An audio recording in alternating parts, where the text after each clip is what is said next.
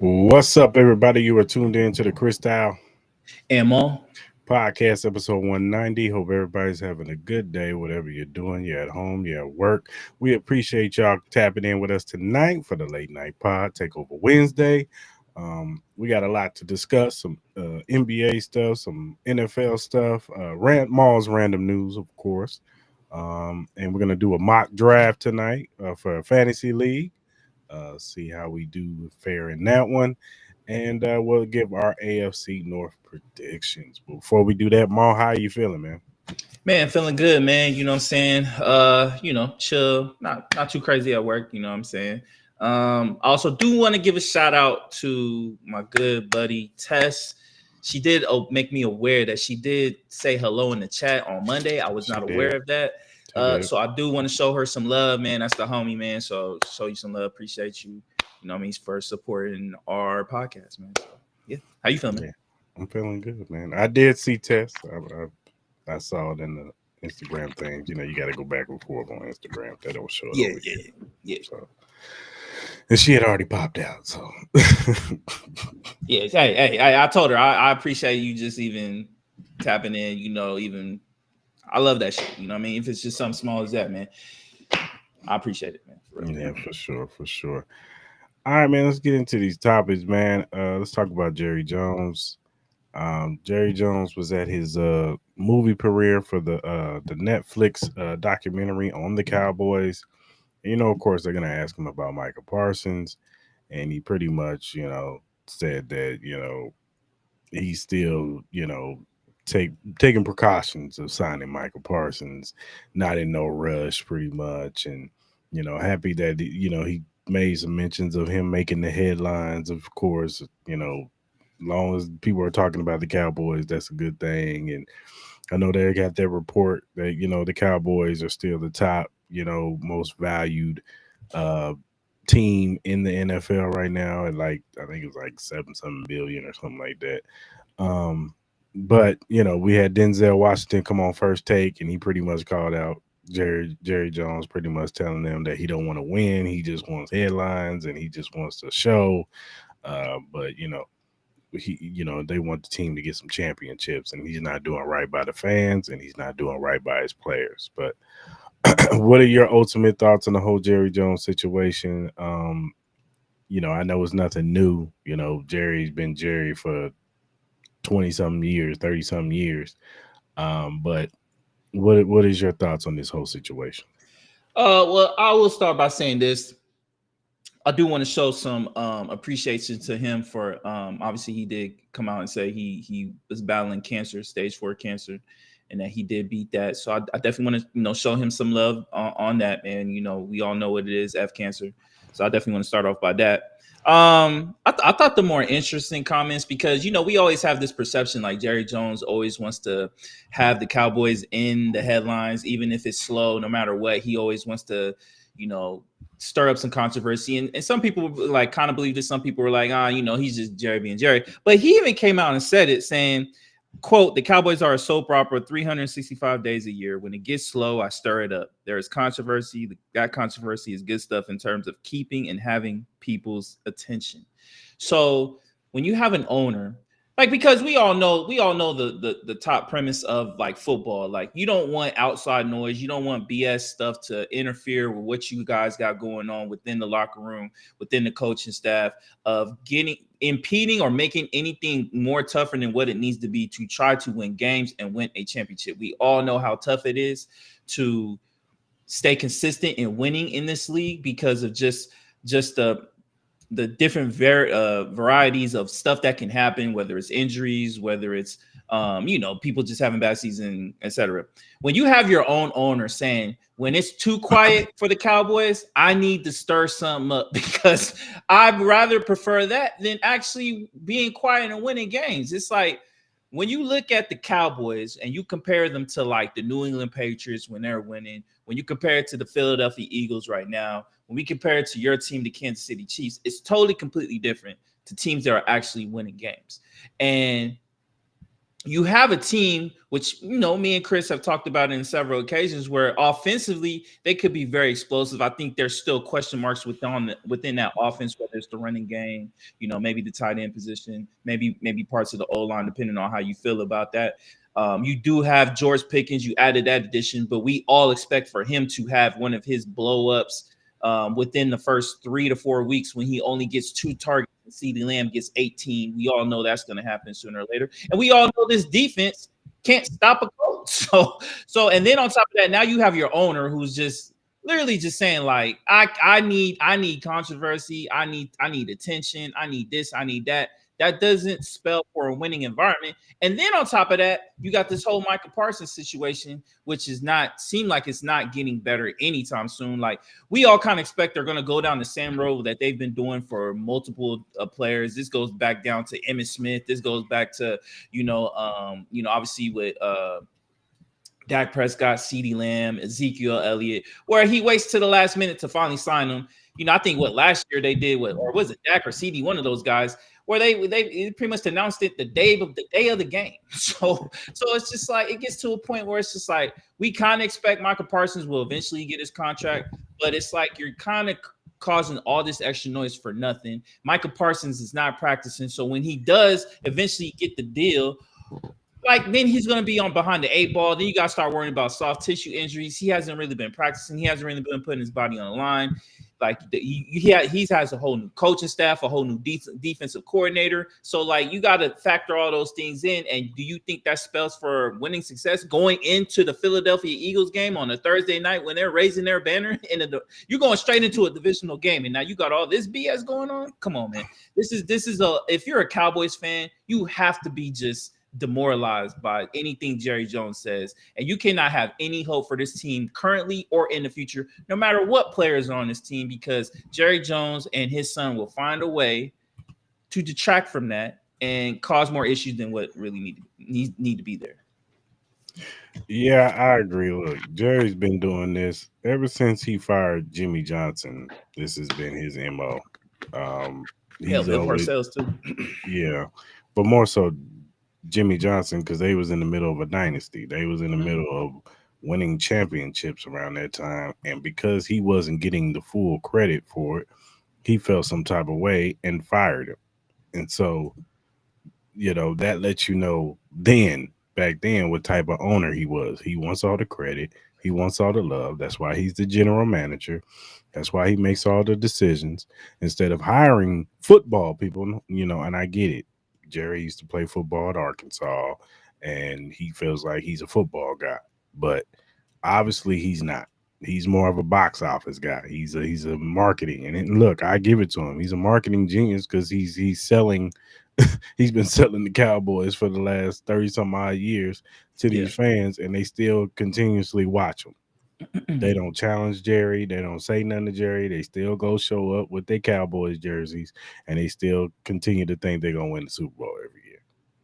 So obviously, he's doing something right as far as the marketability of the Cowboys. I know everybody says it's a star on the side of the helmet and jerseys and all that stuff, but they have not won anything that is resemblance of anything that's important when it comes to football in the last 30 some odd years. And he still feels like what he's doing is the right thing. And some way, somehow, I don't know what it's gonna take, but but it's gonna be like this until he stops being the owner. And then I don't know how Steven Jackson is gonna be. It's probably gonna be the same thing. You know what I mean? Me Or Steven personally, Jones, I mean, his son. I no, don't know Steven how Jackson. Steven Jackson may be way better than Steven Jones. So let's say his son, that his he might son. be I way don't know better. how his son is gonna do because his son is a cheapskate. I think more so. I think more so when it comes to the money. I think it's his son. And then Jerry's kind of the front man, and he kind of takes it on the chin and says, "Well, my son say this, I'm gonna do this." If So you're a I player, why would you want to go there? because Why would you because want to go there? because the people like the city, they like Dallas. It's no state tax, and um, they like the star on the helmet. They do. They like Starting helmet don't like. I get it. It's still that starting helmet it's like is the worth a Yankees lot. pinstripe. But it gets to a point where it's just like for Michael Parsons, is it even worth it at this point? Is it even worth it? I like for Dak Prescott, I see it because you're the star quarterback. Being the quarterback of the Dallas Cowboys is like being the shortstop for the Yankees, being the top player for the Lakers or the Celtics. You know, I think those hit a little bit different. But for Michael Parsons, it's just like I get it. You this is the team that drafted you, so you have some sort of loyalty to that. I think that's always been kind of the mindset for football players because I think in the past it's always been a little bit harder for them to get traded or get put to a team maybe they want to go to. Obviously, with the way the contracts are kind of set up and stuff like that. I don't know, man. I hear what you're saying, and I obviously we both agree. Like I don't think this team is going to change any what. Like to me, this makes me even more confident with what I said when we talked about the order of this division, where I really believe they could be the fourth best team in this division because I get it. You know, the Giants organization has had its problems. I'm not going to say they have not, but they've been more recently successful than the Dallas Cowboys. And look, I no matter what you say about Brian Daboll, I think we all can agree that I think he's a great mind as far as like for a quarterback. I think he was able to help Josh Allen and stuff like that. And he had one good year with Daniel Jones. He got, I think, the best you could out of Daniel Jones that one Got him year. to the playoffs. Got him to the playoffs, and then obviously when you look at this team, I think this team is talented. Obviously, they still have some holes on this team that they can work on for sure, like that. But again, that defensive line is solid. I think you got one of the best young receivers in the game. I think you got one of the best young running backs in the game, and you have Russell Wilson, who, yeah, he is who he is currently in his state in his career, but I think he can still win you some games. And then Jackson Dart, at least from the first preseason game, looked like he belongs in a sense. So we got to see how he's able to develop with that. And with him being with Brian Daboll, I think that has to build a little bit of confidence with him and put a little bit of faith and trust in that, because I think he knows how to develop a quarterback. So, hey, as a Cowboys fan, if you're a Cowboys fan, I don't feel bad for you because I'm laughing at you. But hey, any Cowboys players who is really good, you want no state income tax? Come to Vegas, man. Come wear that Raider logo. That Raider logo looks a lot better than that little bullshit star. So adds a little toughness to it. Yeah, I said it. Yeah, I said it. I said it. Go ahead. Yeah. Go ahead. I said it. I ain't scared.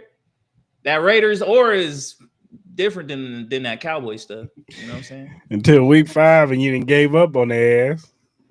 Bro, our fortune is going to change, bro. Like, people forget, like, we were a top tier franchise, and I get it. It was a long time ago. I get it. I understand that.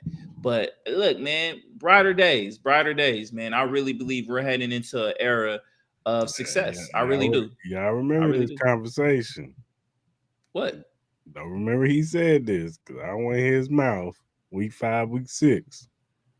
I said we're heading in the era of success. I don't know what's going to happen this year. Our team is very flawed, but I think we have some promise. I don't know. We'll see what's up. Like, the ball may bounce our way, it may not. You know what I mean? We can end up competing for it could go either way. We can either be competing for a playoff spot, or we will be having another top pick, which I wouldn't complain about either, because we still have a lot of holes on this team. So either way, I'm cool. I'm not tripping. I see the light at the end of the tunnel with this team. I think we can become successful. I really do. How much would you give up for Michael Parsons? How much would I give up for Michael Parsons? I truly believe, like, if anything's gonna go down, I believe it'll probably be the same as what Khalil Mack got, what we got for Khalil Mack. I think it'll be in that range. Would I be willing to do that? I would love Michael Parsons to be on my team, but I know we have a lot of holes. I don't think it'll probably be the smartest move, but if they can figure out some, maybe a player to maybe lower the hit as far as like with draft capital and stuff like that, I would strongly consider maybe like a Michael Mayer if they need a tight end, or I don't think they need a tight end, but if they want to go that tight end route, or maybe something else, maybe I don't know, maybe they want Zamir Smith or some shit. I don't know. All right, man. Let's talk about Andre Ward, man. Andre Ward was on his live stream the other day. He was talking to fans, and they were, of course, fans. They want to ask him about coming out of retirement, and or they asked him, does he miss boxing? And this is what he said: "Quote: Most days I don't miss it. I'm very content doing what I'm doing in life right now. Who would I fight? That's the problem. There's a lot of names out there, but it's not a lot of names that make sense. There's one name that I brought up before that when you say that name, I could see myself fighting him present day. Today, if the business was right and everything was right on that front, me and Anthony Joshua. That's a fight that I would take at Wembley Stadium. It's a dangerous fight for my legacy. It's a dangerous fight across the board, but that's a fight that would get me in the gym, get me in that mindset, and I need to be in to go to war. It's Anthony Joshua. I know he's getting ready to fight Jake Paul. I'm talking about that. I'm talking about. I'm not talking about that. I'm talking about a real fight. And then Anthony Joshua said some things on. They would kind of went back and forth on Twitter about trying to set it up. I asked you, Maul, would you want to see Andre Ward versus Anthony Joshua? I don't know, man. I don't know what this whole thing is of trying to get these all-time great fighters to come out of retirement. We got the whole Layla Ali thing with Clarissa Shields. Now we got, Andre Ward with Anthony Joshua. It's like I get it. The nostalgia of seeing Andre Ward back in the ring would be dope. What is this something I really need? No, I don't need it. Like I wouldn't miss it. I wouldn't, complain if we never got it. Now, if he wants to compete and he thinks he's ready for Anthony Joshua, and I get Anthony Joshua, he got knocked out his last fight, so I know there's some vulnerability with his chin. But again, Andre Ward hasn't fought in how long? How many years has it been since his last fight? Let's find out. It was like 6 years. His 5-6 years, something. His last fight was against Sergey Kovalev in 2017. All right, so that's what, like 5 years or something like that. Mm-hmm. Yeah, so I don't know, man. Like I don't know, man. I don't know if I don't know, man. I don't know. I don't know if this is a good thing or great thing for boxing that we're clamoring for old fighters that have not been in the ring for over 5 years to come back and fight these fighters that are currently. I don't know if that's a good thing or a bad thing because I don't think the men need that. I understand why on the women's side you would kind of reach for something like a Layla Ali, Clarissa Shields, because Clarissa Shields has no one to fight. So I understand that. I think on the men's side, I don't think we need that. I would rather see Anthony Joshua fight Deontay Wilder. That's the fight we've all been kind of like waiting for to see that. I would rather see that because of just the state that these two heavyweights are in. I would be more entertained by that because I would expect someone to get knocked out. Both of these guys have been in the ring already. I think Wilder, he coming off a win. Anthony Joshua, I think that's the fight to make. I don't think it's Andre Ward, and it's not to disrespect Andre Ward, but bro, you ain't been in the ring. Just stay where you're at. We loving what you got outside of the ring. I don't think it's necessary for you to do that. Now, if you want to make some bread, I'm not going to be mad at you. I'll watch it because I'll support this boxing match. But do I need it? No, I don't need it. No, it's not needed. It's not needed. But I wouldn't be mad at it from the standpoint of the thing that look. I don't know Layla Ali's activity, but I'm gonna speculate that she don't be in the ring sparring. And she doing a cooking show. Yeah, I don't think she be sparring. I know Andre Ward still be in the ring sparring. Now, I know sparring matching ain't boxing, but it's a simulation of boxing. So I know at least my man's still in the gym. You know what I'm saying? I know he still gets his stuff in because he still loves the game of boxing. So would I be mad at it? Now it would be interesting to see what weight they fighting at because Anthony Joshua, he's like 6'5", 240, 230. Because he's not one of the bigger heavyweights like a Tyson Fury. He's like one of them smaller heavyweights. You know what I'm saying? Like the 230, 225, like Wilder. You know what I'm saying? So it would be interesting to see. You know what I'm saying? I don't, like I said, I would have to see what type of weight Andre Ward could put on because it would have to be like a Roy Jones, John Ruiz type thing for him to move up to all the way up 2 weight classes because that's initially what he would be doing because he would be going from light heavyweight to heavyweight. So Um, I don't know. I don't know, but if they made the fight, I wouldn't be tripping. I would watch it. I'm like you. I'm not like, oh man, this would be great for boxing. No, I'm not saying all that. Nah, nah, But nah, nah, nah. That's what I said. I asked the question like I'm gonna ask you, do you like is this a good look for boxing that we keep these fights keep coming up with like you hearing about Manny Pacquiao and Mayweather, you're hearing about Layla Ali, you're hearing but about Andre Ward. Do you think that's good for the sport? no, it's not because it puts this narrative that You ain't got no boxing stars. You ain't that got no and stars. that boxing is dead. But I Yeah. do think it's the truth. The thing about boxing is I think certain weight classes you could say there's no names, and then there's other weight classes where there's all the names, and I think that's what's wrong with boxing. Heavyweight, you got Usyk, Tyson Fury still a name. Anthony Joshua, even though he got knocked out, he's still a name. I don't know. I think Tyson Fury is the only one that's like casually known. I don't know if Usyk is casually known. Like I think Um, boxing fans know who Usyk is. I don't think that if you walk up to a casual fan and say, "Hey man, you know who Usyk is?" I don't think they'd be like, "Oh yeah, that dude." No, I think they'd be like, "Who's that?" yeah, but I think that's more of a promotional problem though. Like it's just like I think there are some really good fighters out there in all weight classes that I just think that need to be better promoted. Like we need the stories, we need the backgrounds. Like we don't have that. And then on top of that, with the US Olympics and stuff like that, the issues that we have with that situation, that doesn't help out either. Um I hear what you're saying. I hear what you're saying. Like I just nothing think you're there's saying is different. Like wrong. people know who Teofimo is. People know who Shakur Stevenson is. People know who Tank is. Yeah. Even as much as we may not like his style, Devin Haney has made a name for himself. Well, yeah, because all the shit talkers are in those divisions. Like, there's But not I'm a lot of there's not a that's what lot of I'm mess saying. talking except for Fury though. Like, he's the only one that really talks in the heavyweight division. Like, everybody else is like, oh, but see, that's the problem with, and it's kind of like UFC in this problem. Like, they have like the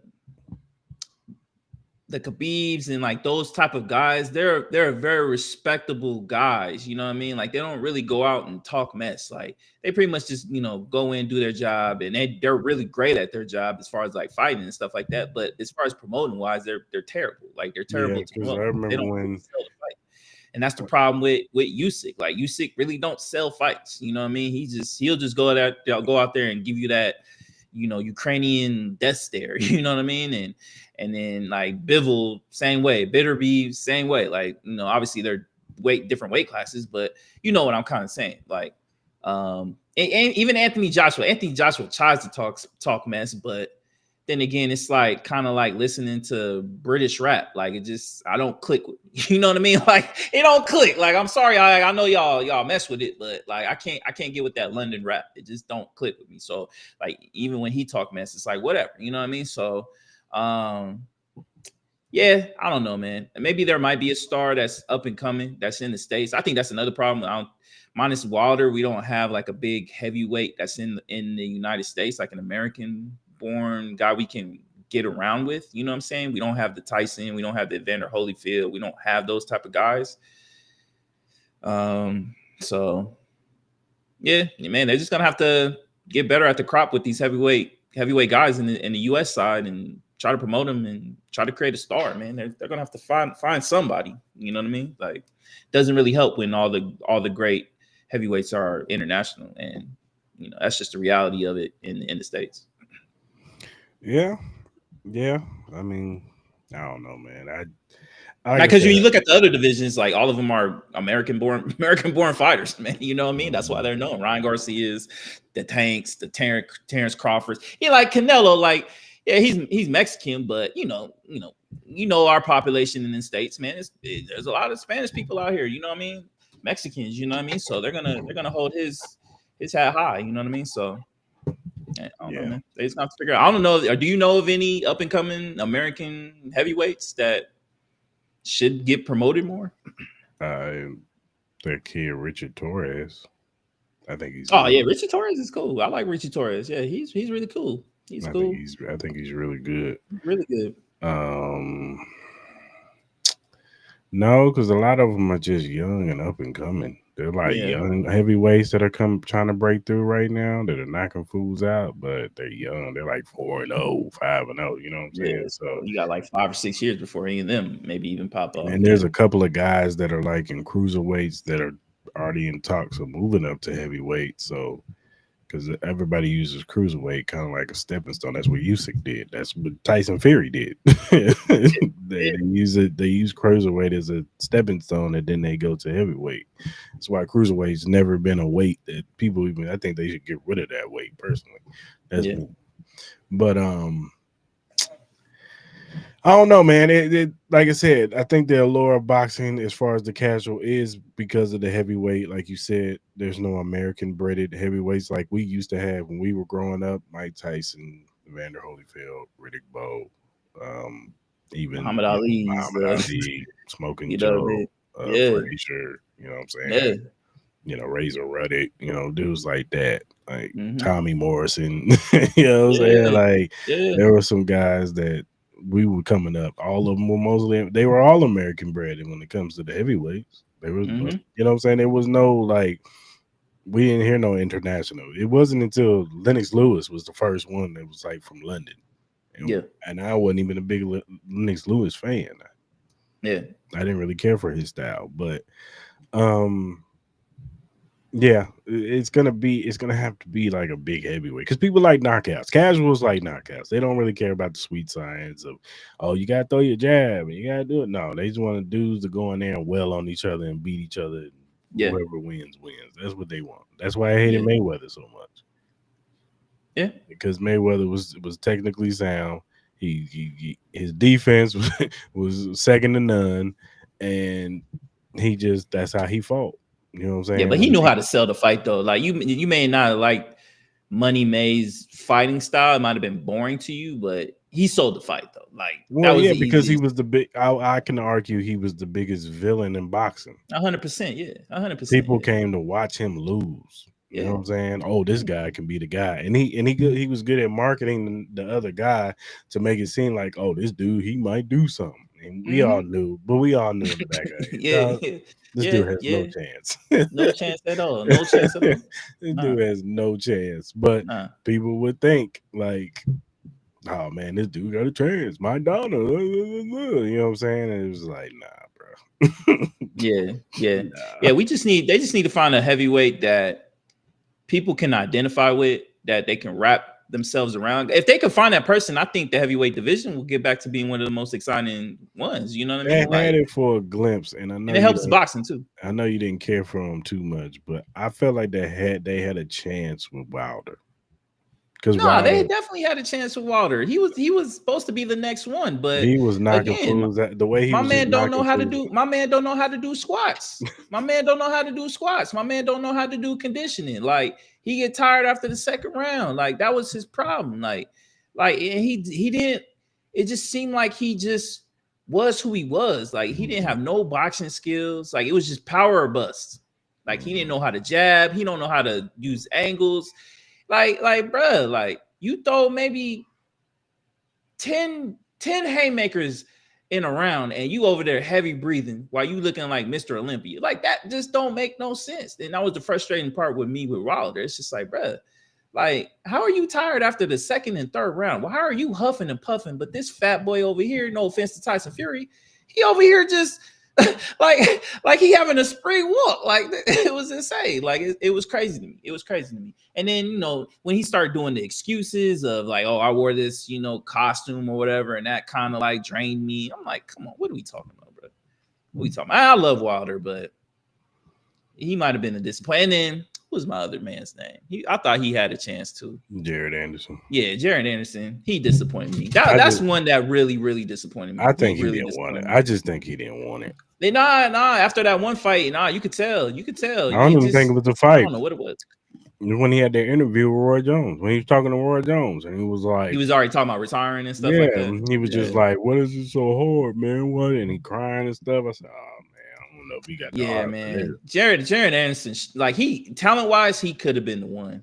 Like That's both of what I those mean. guys could have been the one talent wise, Because but he was knocking fools out, and then and also he stepped up in competition and found yeah, out like yeah, this it's real up here. it is. Yeah, yeah. You know, Because he's once one of he, those smaller heavyweights. You know what I'm saying? He's like what 6'3", yeah, 225 at best. Like yeah, he tried to go against Bacoli, and you saw that. Even though after he got knocked down, he was starting to hold his own because he was starting to use his speed, but Bacoli was just too much. yeah. He was too They need big. to find. They need to find that dude that's just hungry in the streets that just wants an opportunity, that has a lot of skill, a lot of talent. I don't know if you're gonna find that guy. You know what I mean? I don't know if it's some guy in Philly or New York or in Cali or AZ or Texas. I don't know where you're gonna find this cat at, but they need to find somebody that can stake his claim for the American side that we got a heavyweight too that can compete with the Europeans, because right now the Europeans are dominating in the heavyweight division. Yeah, when the Klitschko brothers took over, it was just kind of like Yeah, down. it was over. They was And that's beating when you start everybody. getting Anthony Joshua's. Anthony Joshua had his moment, and then Tyson Fury had his moment. Now it's Usyk, and I'm like, all right, well, when these American heavyweights gonna start stepping up to the plate, you know what I mean? That's why I say they need to try to find a way to push Richard Torres because I think Torres has an opportunity to be a star. Who he fight next? When the next time he fighting? I don't know. That's a good question. So I remember he had that card out here at the Palms and stuff like that. But I wouldn't mind seeing him and Jared fight. I wouldn't mind that. Nah, that would be a cool one. Yeah, I wouldn't mind seeing him and Jared fight next. I don't know. He doesn't have a fight lined up. Last fight he had was in April 25th. Yeah. I would assume he would. I'm assuming he should have a fight before the end of the year. I would assume he should. That's what I'm saying. They should set him and Jared Anderson up. I think that would be. I think it'll be a good fight for both of them. You see where Richard Torres is. He beat Jared Anderson. Now he's in line for a big fight. Same thing with Jared Anderson. Yeah. Jared Anderson, he needs all the layups he can get. He just do, man. He need all the layups he can get right now. That's not a good sign. That's not a good sign for him. He just hasn't looked good in these last few. Nah, he's looked terrible. He's looked terrible. I don't know if he wants it or not. So you can't play boxing, dog. That's the one thing. You just can't play boxing, dog. You can't just go in there and fool around. You're gonna get knocked out. Oh yeah, no. You will always the audience will always know how hard a fighter trains or how much they really want it. They will that you cannot hide from you. It's just you in that ring. You can't hide. You can't hide behind anybody. You can't hide behind your trainer. You can't hide behind nothing. This all comes from how bad you train and how much you want it. And if you don't want it, it will show in that ring. That's why it will show up quick. That's why we like Terrence Crawford so much, because we know that dude's a dog. Like when he get his mind set on something, we'll get out the way. Hey man, I'm letting cats know my man about to shock the world, man. About any like man 3 who weeks, gets, 4 weeks. Any man who gets shot in the head and drives himself to the hospital, stay away from that. I'm trying to tell people think Canelo about to just dog walk this. I'm like, all right, man, y'all gonna be up for this is another Errol. I'm not saying he gonna whoop on him like Errol Spence because I didn't expect that, but I'm telling people, man, like there's just a certain confidence in me with this fight with Terrence Crawford. I'm like, bro, my man is ready. He's ready, and he gonna show up, win, lose, or draw, man. He gonna prove that Canelo, like, bro, he belongs with Canelo, and we can do a rematch or whatever the case may be. Like, I wouldn't be surprised if we got a rematch because I think that's how good this fight's gonna be. Yeah. All right, man. Let's talk about Bill Simmons, dog. Now he on his show he was talking about, he had like a pyramid of who his best quarterbacks were, and he had Josh Allen at the top of the pyramid. And this is what he said. He said, "I just think Josh Allen is the best quarterback in the league, game by game, regular season, durability. The fact that he had 14 sacks last year. You basically could either can't sack him or gets away, or he runs away. He can make chicken salad out of chicken shit. Physically, he's dominant. He's dominant.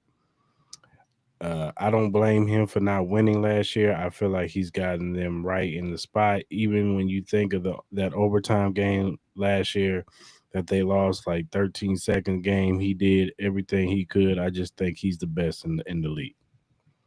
So, what are your thoughts on that, sir? I'm not mad at the discussion. I know people like you are going to be highly offended because your boy Patrick Mahomes should just be number one. But let's call a spade a spade. If you look at performance wise, Josh Allen has performed way better than Patrick Mahomes. Now I get it; he did not win the game in the playoffs, but there's been many instances where I think Josh Allen. I mean, you kind of talked about it earlier, where I wouldn't put blame on Josh Allen on a lot of those losses. I think he did all he could. Like his defense couldn't stop the Chiefs in 20 seconds. Or 13 seconds. That's a problem. that's not a quarterback problem. That's a defensive problem. Even the one where you guys beat him in Buffalo. Like I think Josh Allen played a really decent game. Stephon Diggs was able to catch that ball that was right in his hands. That game could have went another way. So I get it. I know everybody's going to always hold his losses against him with the Chiefs, that he's never beaten the Chiefs in the playoffs. He's never gotten to a Super Bowl. I get that. I think that's why, you kind of hint at it when we talked earlier today about Joe Burrow. Like, that's why people have Joe Burrow so high, just because he went into Kansas City and beat the Kansas City Chiefs. But we all know Joe Burrow didn't really have a really good game in that game, during that game. So it really wasn't really him. He had his moments, but it really wasn't him. But I'm not mad at the thought with Josh Allen. He's the MVP. You can have the same conversation with Lamar Jackson. You can kind of have the same conversation with Jalen Hurts, because when you look at Jalen Hurts in both Super Bowls against the Chiefs, he was probably the best quarterback. He was been the best quarterback, even when the Chiefs won that one year. You can say that Jalen Hurts was the better quarterback out of the two. And then we saw what happened with the Chiefs this past Super Bowl. So I know a lot of people be like, "Oh, well, he has a lot of talent around him." Well, so did Patrick Mahomes when he won his Super Bowl. He had a lot of talent around him too. Let's not disrespect everybody else, but I'm not mad at it. But I know you're gonna go on your rant about Bill Simmons is tripping, so go for it. Stay on basketball side, Bill Simmons. Anybody hear you talking about the goddamn football? Come on, man. Even his co-host was like, you going against everything that you preach about. And what's that? What was that? Do you remember what he said? He said that usually you're the guy who says you can't be the king unless you beat the king. Well, then Jalen Hurts is the king, then, right? He's the king this year. He's the king this year. Now, do I think he's the best quarterback? Hell no. But he's been better than your boy in both Super Bowls. What does that say? It means in the first half he was better than Mahomes. Look, man, at the end of the day, I think the second half when my man went damn near perfect? I hear what you're saying, but you could be honest though. Patrick Mahomes hasn't really been Patrick Mahomes the last couple years. Like the numbers he's thrown a lot more interceptions. He's been inconsistent with the ball. Like, yeah, they've won their games, but a lot of that had to do with the defense last year. Let me see Joe Burrows now to have Jamar Chase, T. Higgins.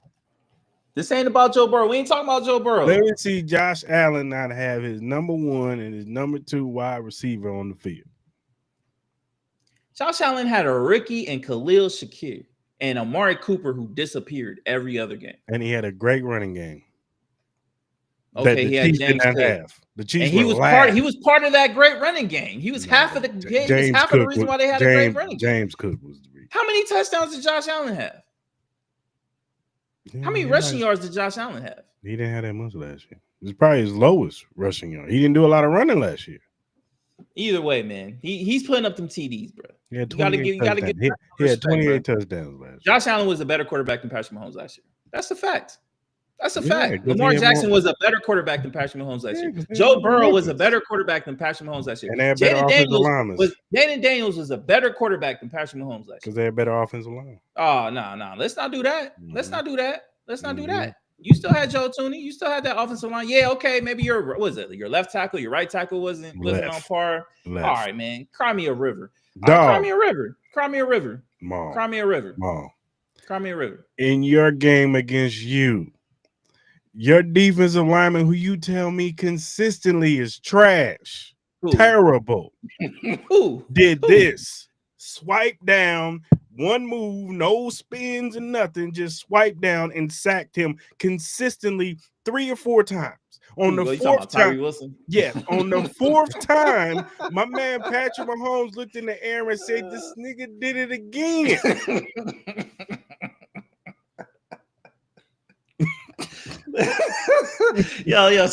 yo, just listen to me, bro. I hear what you're saying, bro. But you can still cry me a river, bro. Like that ass, like for real, man. Like, like Patrick Mahomes has had everybody. Okay, 1 year his left tackle just wasn't. No, don't do no 1 year because the year before that, all his receivers was dropping all the guys. Kadarius What Toney you mean, dropping bro? passes. Patrick Mahomes MVS couldn't catch a cold. Patrick Mahomes gets all the breaks, bro. Y'all get all the breaks, bro. Y'all get all the calls, all the breaks. That always happens to y'all. It's okay to say Josh Allen was the better quarterback. It's okay to say Jaden Daniels was the better quarterback. It's okay to say Jalen Hurts was the better quarterback. Lamar Jackson. It's okay. That doesn't deny who Patrick Mahomes is. He's still one of the greatest quarterbacks to ever lace up his boots. He has the titles. He has the MVP. He has all that stuff. He has the consistency. He just had a little bit of that. And then, bro, they still went to the Super Bowl. And y'all still won 15, 14 games last year. What are we talking about? The GOAT already said the person who's the best is Patrick Mahomes. It's all right. It's all right. The best of what? The best in the league. My man Tom Brady already told y'all. When did he say this? He just said it on Joe Klatt's show.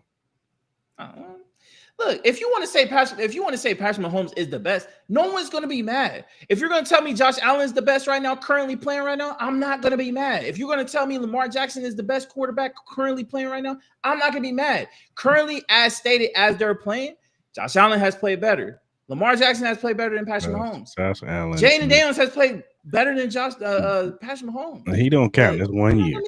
Josh Allen is the king of almost.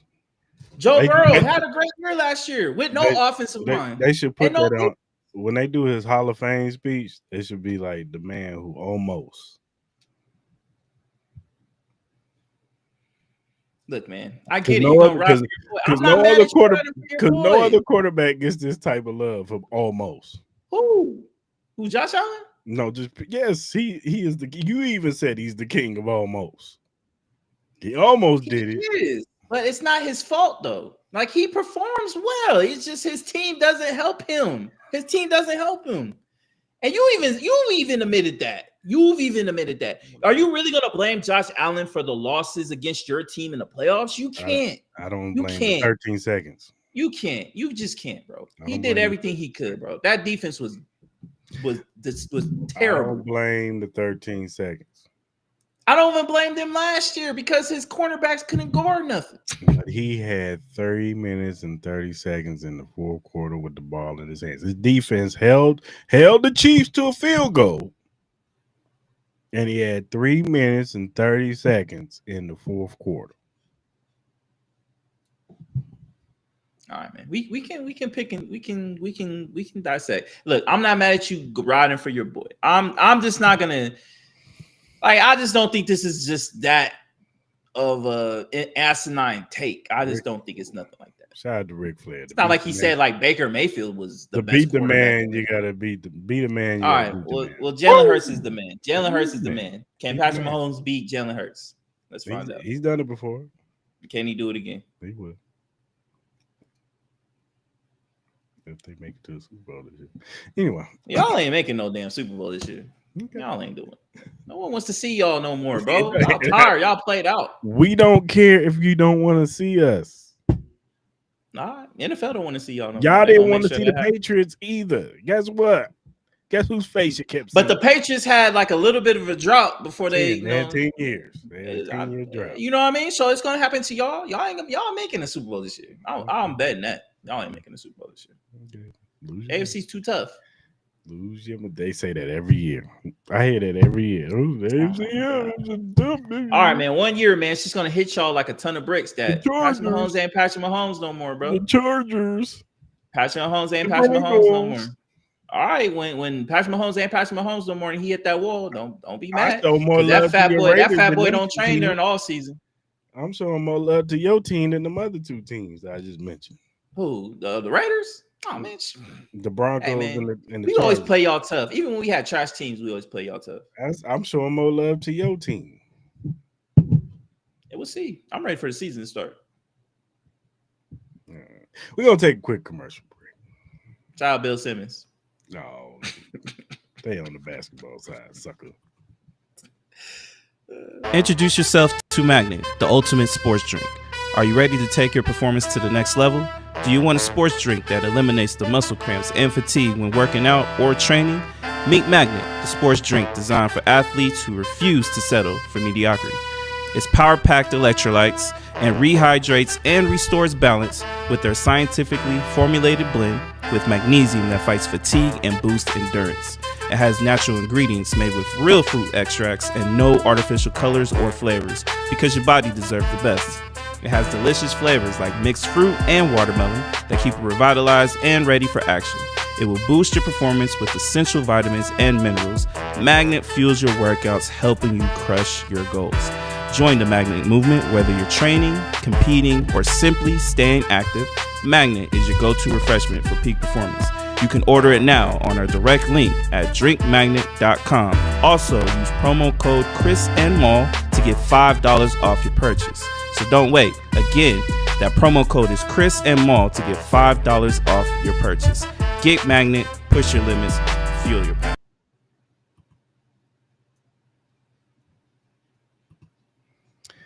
All right, man. Let's do our AFC North predictions.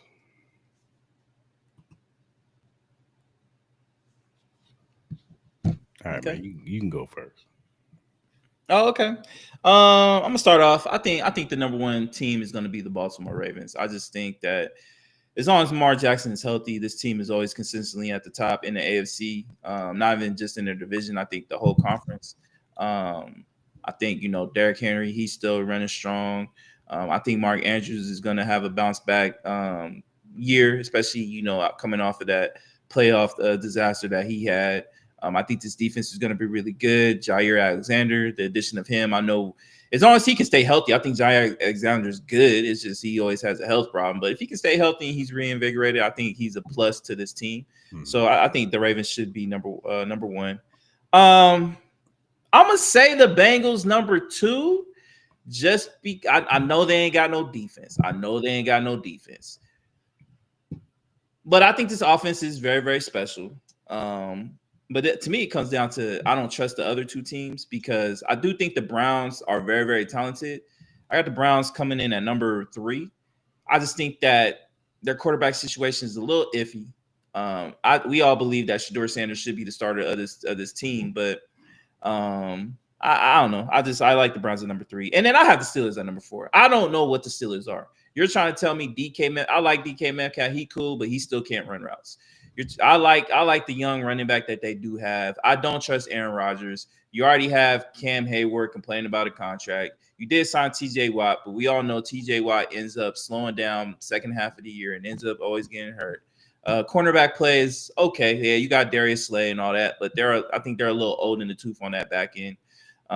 Even with Jalen Ramsey, I think Jalen Ramsey is still good, but he's getting a little older as well. So that's just kind of how I feel how this division order is going to go. That's just me.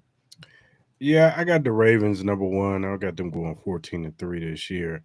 I just think they're head and shoulders better than everybody in the North. I don't even think it's close. I think offense and defensively, I think they're coming back ready to show that they can get to the Super Bowl. They retooled again on their defensive line. Mike Green looks like he's going to be a steal in the second round. I think in the second or third round they got him. Yeah, he's nice. Yeah, he's nice. Adding him to Justin and the BK. And, like you said, those corners, Nate Wiggins, Jair Alexander, you got Kyle Hamilton. They added Malik Starks, another potential stud in that safety room. So they might have the best safety combo out there. And then, of course, like I said, your offensive pieces, you got Derrick Henry coming back. Zay Flowers, hopefully he can stay healthy. I think he would have made a difference in that Buffalo playoff game if he was able to play. They added DeAndre Hopkins as a veteran. He could be like their third down guy. And Rashad Bateman, he just got paid with Likely and Mark Andrews. Mark Andrews, I think he wants to showed that he still got it and that he wants to right the wrong that happened last year with the fumble and the drop pass. So I got the Ravens head and shoulders over everybody. I'm going to take the Steelers for one reason and one reason only. Because Mike Tomlin is the king of taking mediocre and getting into the playoffs. I don't know how he does it, but he does it. And I think that as much as we say about Aaron Rodgers, he is an upgrade over Mason Rudolph. He is an upgrade over Kenny Pickett. He is an upgrade over Mitchell Trubisky. So I think that Mike Tomlin, I think that defense is going to keep them in games. And I think Aaron Rodgers is not going to be asked to do too much. I think Caleb Johnson is going to be the X factor in this whole thing. Mm-hmm. If Caleb Johnson can be, if he can provide them a running game, that will help Aaron Rodgers out, especially in the play action pass, which will help out with the deep passes to DK Metcalf and Calvin Austin. And then Jonnu Smith, I think, is going to be Aaron Rodgers' best friend over the middle. So I think that the Steelers are still going to be that mediocre. They're going to be I got them at 9-8, but I wouldn't be surprised if they 10-7 and make it to the playoffs and get knocked out in the first round. So Bengals is third because I still don't believe in their defense. Plus, they changed defensive coordinators, so they got a whole brand new scheme. I got to see it. Even with Trayvon Henderson getting 17 and a half sacks, they still were bad. Hopefully, Shamar Stewart can help out. He was already in practice punching Joe Burrows in his face today. Yeah. I saw that. Got into a fight. Once a Chiefs fan, always a Chiefs fan. We know that about Shamar Stewart. But yeah, I just don't believe in their defense, man. And I just think they're gonna be a lot of shootouts, bro. Which is gonna put a lot of wear and tear on that offense. And we all know that Jamar Chase and T. Higgins, they be in and out of that lineup, boy. Hamstrings and all kinds of knick-knack injuries in and out of the lineup. Now, I do think that their running game will be better, which will slow the game down because I do like Chase Brown. I thought he came on towards the end of the season. If they can incorporate him a little bit more, try to wear teams down, not be so much down the field with it, be a little bit more methodical, help your defense out. Because they're good. You know what I'm saying? Try to stay on the field a little bit longer. Yeah. Don't try to score so fast so your defense won't be out there. So, they be tired. You know what I'm saying? So let them get a breather. So if they can do that, then they possibly can make a little bit of noise and make it to the playoffs. But until I see what this defense looks like with this new defensive coordinator, it's the coordinator from the Notre Dame team, is the Notre Dame's defensive coordinator. I got to see how he does in the pros. That's a step up. You're not coaching college no more. So I got to see it. But until then, I got them at third. And then I got the Browns last. I just think that, yes, they got talent around them. And I do think Shedeur Sanders will eventually start. But I think by the time he starts, they're going to be out of the playoffs. I think they're going to be stubborn and they're going to stick with Joe Flacco. I wouldn't even be surprised if they switch to Kenny Pickett. And in like week 9, week 10, when everybody's sick and tired of the Browns, they finally put Shedeur in. So I think by the time they put him in, it'd be too late. I think he'll go on this little run where he'll look really good. And then they'll discuss, next season, is Shedeur going to be the starter type stuff. So I just think they're going to be last. And it's the Browns, their organization. Bengals and Browns organization is ran horrible. So yeah. So I just don't have no confidence in those two teams. So, but yeah, those are my words, man. All right, man. Let's do our BetUS surefire picks, man.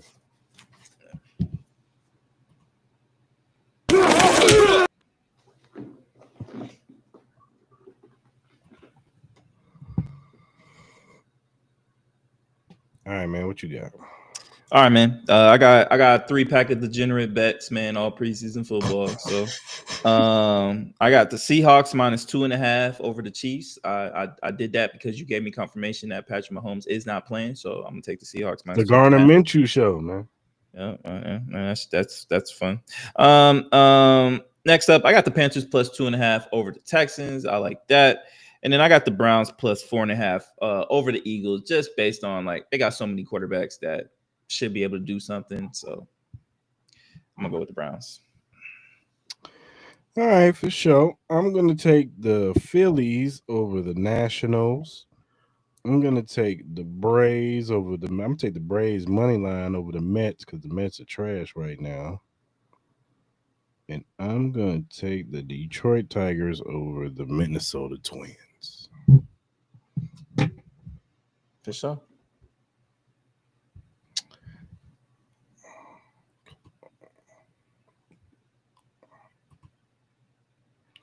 All right, good people. If you look at the screen, you will see the QR code for the BetUS website. Go ahead and scan that so you can it will direct you right to the website. First time users only. You go there, you sign up, you put the promo code JOIN125 to get 125% sign-in bonus plus 10% gamblers insurance. That is 3 risk-free bets on the first 3 deposits on $100 up to $5,000. So that means on your first 3 deposits of $100, if you lose, you keep your money. So on your first 3 deposits, you can keep your money, or you can win you some money. Just go ahead, sign up, tell them Chris Lamont sent you. And that does it for our BetUS surefire picks.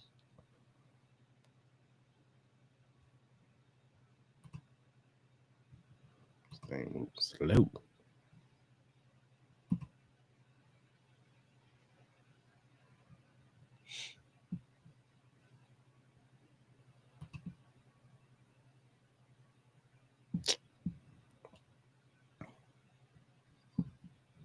Come on. I'll forget it. All right, man. So Dan Orlovsky did this QB trait thing. Let me pull this up real quick. Give me a second.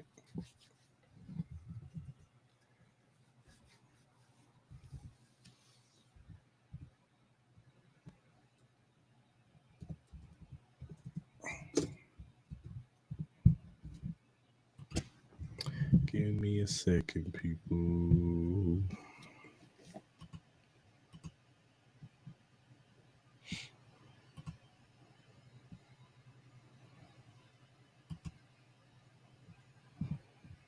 All right. Boom. And boom. All right. Look at the screen. So he did this thing called QB traits where he gives a ranking for every trait that he's got a thing for. So he had arm strength, ball placement, mechanics, decision making, pocket presence, rushing ability, second reaction. So first one, he had arm strength. He had Josh Allen, Patrick Mahomes, Justin Herbert, Lamar Jackson, Matthew Stafford, Baker Mayfield, Joe Burrow, Caleb Williams, Michael Penix Jr., and Jordan Love. Do you have any problems with this list? I don't, but in reality, my man Milton should be number 1. Want to do arm strength? If you want to do arm strength, like I know he don't care. But as far as like among these, yeah, no, I think I can agree with Josh Allen 1, Patrick Mahomes 2.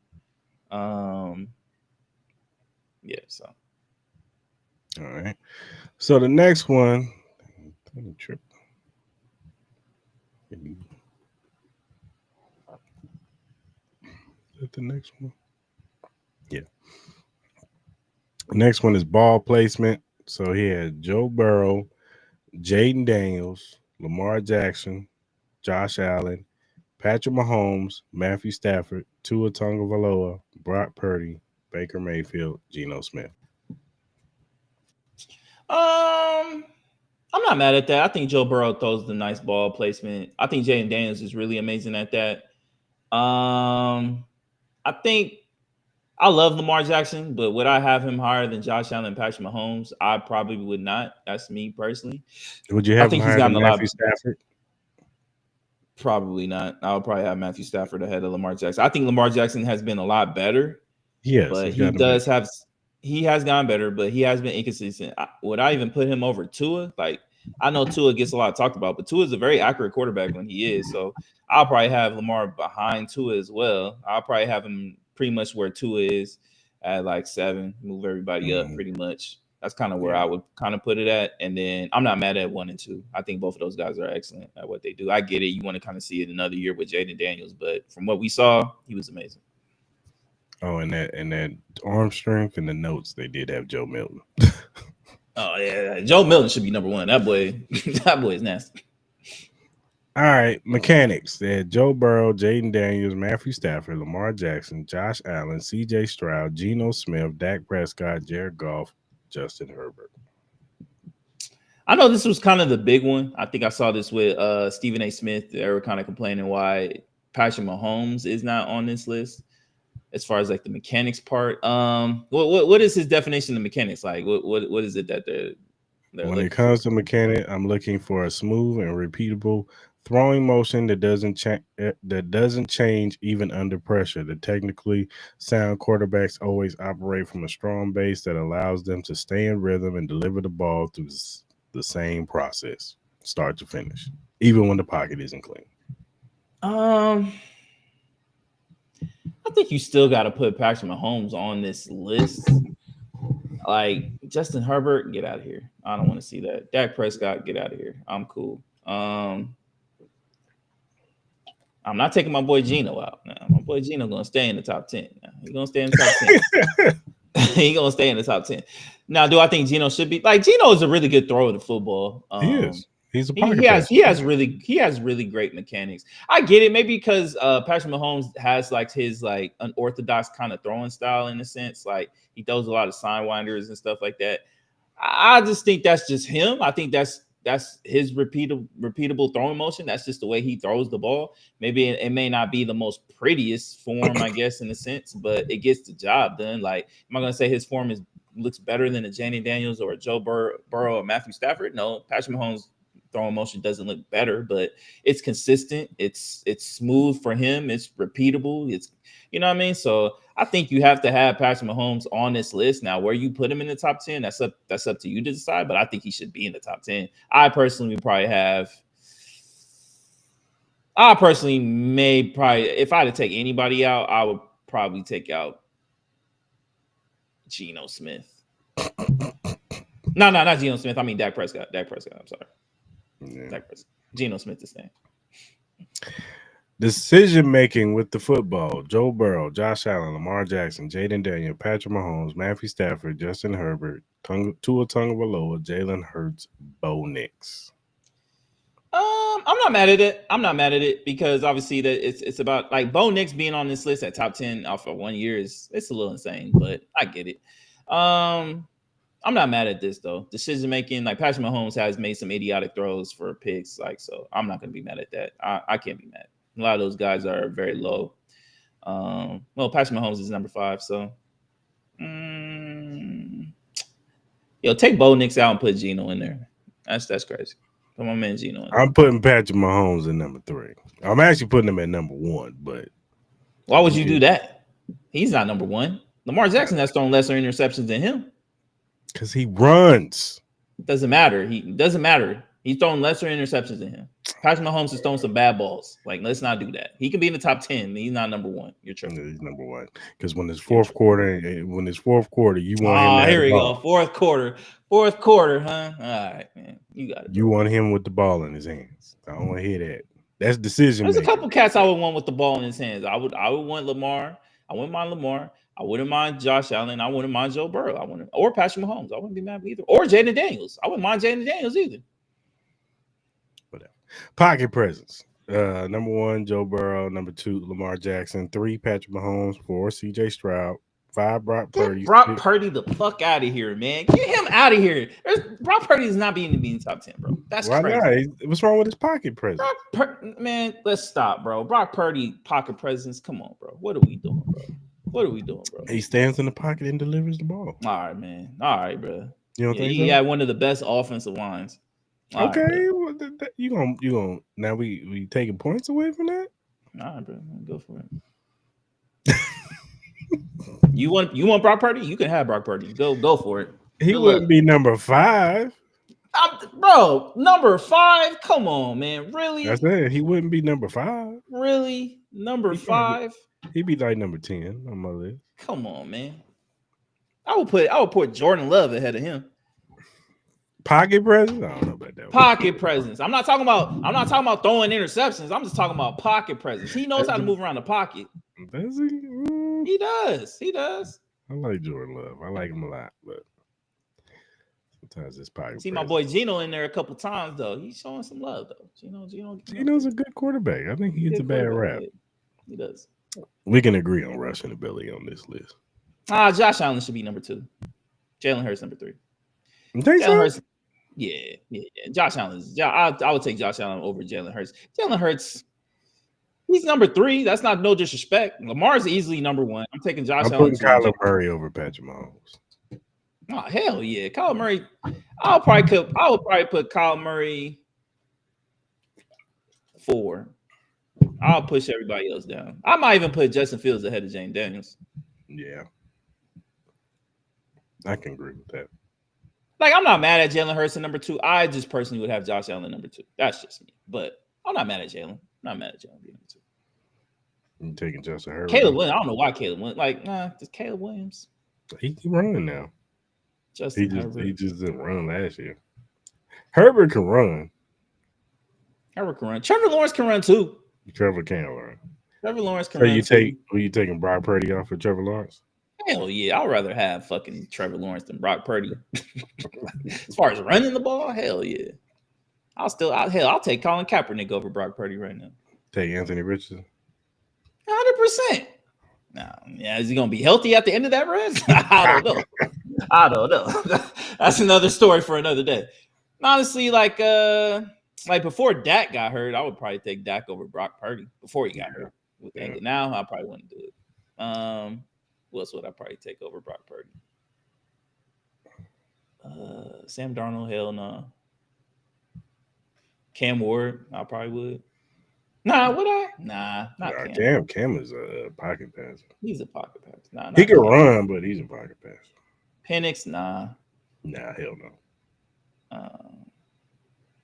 Who else is there? Aaron Rodgers, old school Aaron Rodgers, like younger Aaron Rodgers. Yeah, not now. Not now. He moved like a turtle. Yeah. All right.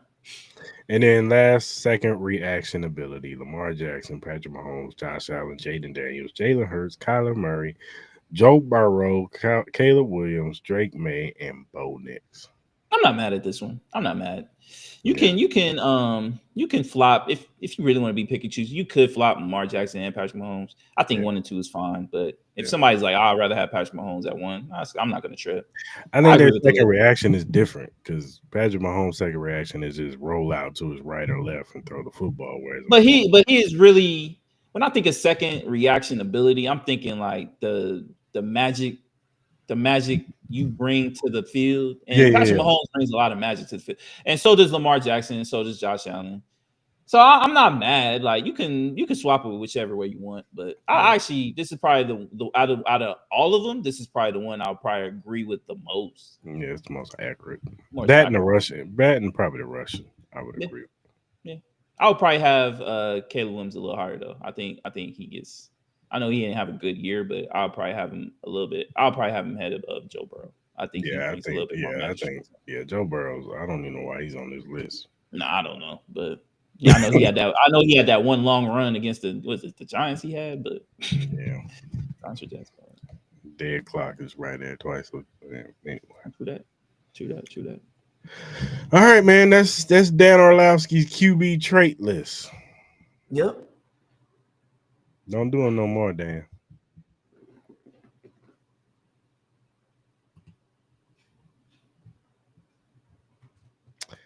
All right, it's everybody's favorite segment, especially Maul's Random News. It is now time for Maul's Random News.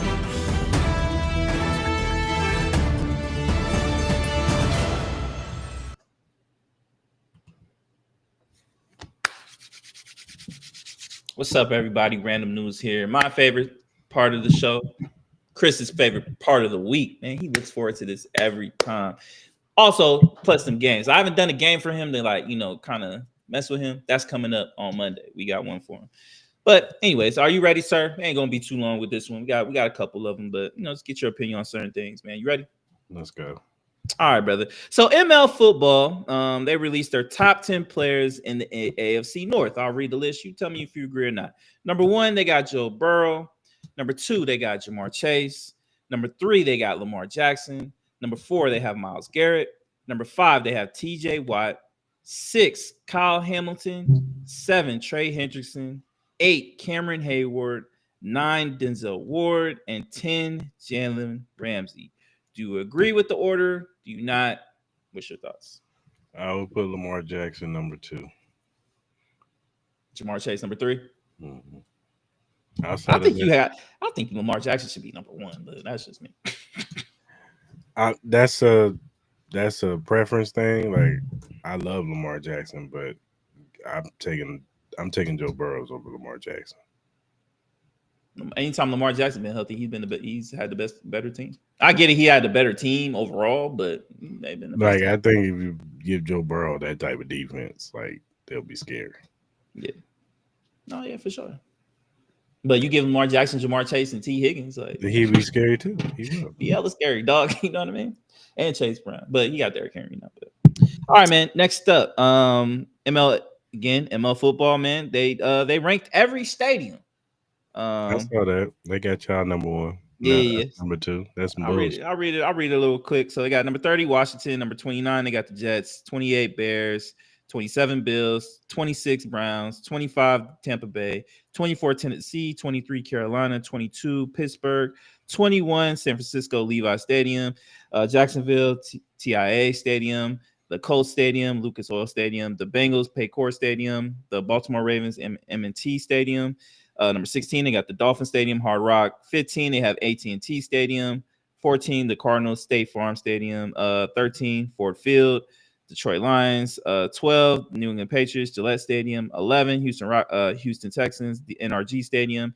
10, Caesars Superdome, New Orleans Saints. 9, Lambeau Field, Green Bay. 8, Empire Field, Denver Broncos. 7, Seahawks Lumen Field. 6, the Chargers and Rams SoFi Stadium. 5, Lincoln Financial Field, Eagles. 4, Mercedes-Benz Stadium, Atlanta. 3, US Bank Stadium, Minnesota Vikings. Obviously, you said it. Arrowhead Stadium, number 2, Kansas City Chiefs. And my Raiders, number 1, Allegiant Stadium. Do you agree with the list or not? Arrowhead should be number 1. Get out of here, bro. Number 1. Nobody want that old-ass stadium, bro. Get out of here, bro. Number 1. Y'all don't even have your fans up in the Allegiant Stadium. Yeah, we do. We just ain't trying to watch the trash. There'll be a bunch of other fans up in there. All right, wait, watch this year. There's gonna be a lot of Raider fans in that stadium. As an Arrowhead, it's always Chiefs fans, baby. Who wants to go to Kansas City? A lot of people get some of that good ass barbecue. Baby. I do too, so please don't shoot me. I need to still try. I'll shoot you. I'm just joking. I don't know what y'all be doing out there. I want to try this Kansas City barbecue that Cris keeps hyping up. I don't know. He says it's the best barbecue. It ain't no hype, baby. It's hype to me because I ain't tried it. We'll see. One day I'll be out there in Kansas City with you for a game. We're gonna try some barbecue.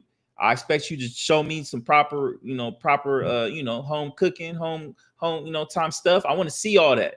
You know what I mean? I want to try the real barbecue. If it's real, if it's dope, I'll give you praise. If it's not better than North Carolina or Texas barbecue, you will know. You will know for sure. Respectfully.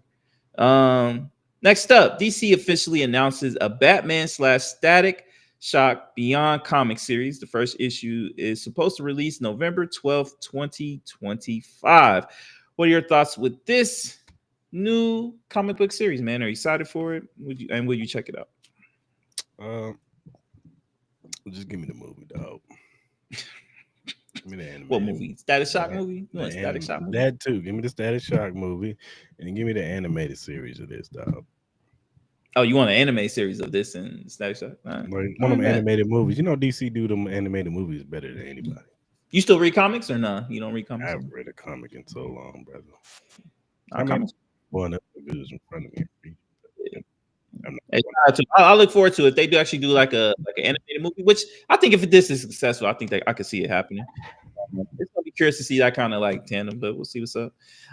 Next up, NBA center Kristaps Porzingis, 7'2", says he wants to potentially pursue an MMA career after he's done playing basketball. I've also tried my hand at MMA, but promised one of the clubs I represent that I wouldn't do it during my career. I'm saving up to start an MMA career after the NBA. What are your thoughts with Kristaps Porzingis? This dude can't stay healthy playing basketball, and he wants to do what? Yeah. Dude is like this big. He's skinny as shit. They're gonna break all his limbs off. So you're saying this is not a good idea? No, stop. Play basketball, retire, and go off to the sunset. Do whatever you're gonna do with your woman who lets you do whatever you want. Shout out to you, brother. But still. Hey man, Kristaps, go for your dreams, but hey, man, go for your dreams and get your noggin knocked off your shoulders. I'll say if you are in an MMA fight, I will watch that. I really want to watch that. Why are you watching it? To see his head get knocked off. I just want to see. Hey, he might be nice. You never know. He might be nice. Fight Espinal. He might be nice. You never know. You never know. All right, next up, man. This Drake versus UMG thing. Obviously you've seen the Drake's legal team is reportedly requesting documents on allegations of domestic violence and violence against women by Kendrick Lamar. They're also seeking all documents regarding Dave Reed's relationship with Kendrick Lamar and his children. What are your thoughts with this, man? What are your thoughts with Drake and them trying to get, all this information that doesn't have anything to do with sales and denying him and sabotaging him? What are your thoughts, man? Ridiculous. This is next level ridiculousness. Drake, what are you doing, brother? What did I miss? You missing on this one, player. You bricking. Like, this is bad. This is terrible. Like, I don't want you to be associated with hip hop ever again. Because you asking for Dave Reed. You want them to take a paternity test? You want them to go on Maury?